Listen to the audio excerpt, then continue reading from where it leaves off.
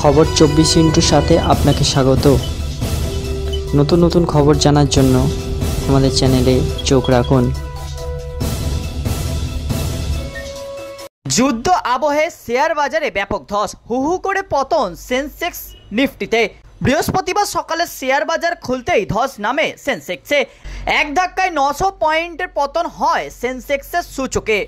অন্যদিকে নিফটির সূচকেও 280 পয়েন্টের পতন হয়েছে। ইরান ইসরায়েলের যুদ্ধের জেরেই শেয়ার বাজারে এই পতন।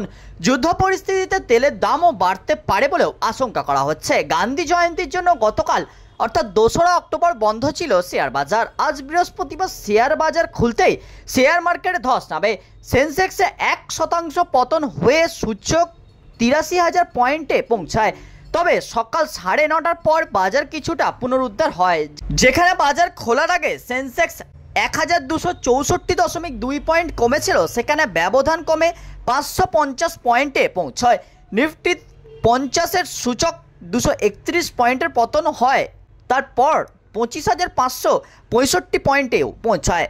অন্যদিকে নিফটি স্মল ক্যাপ 100 ও নিফটি মিড ক্যাপ 100-র সূচক যথাক্রমে 0.79% ও 0.34% বৃদ্ধি হয়েছে। ব্যুরো রিপোর্ট, খবর 24/7।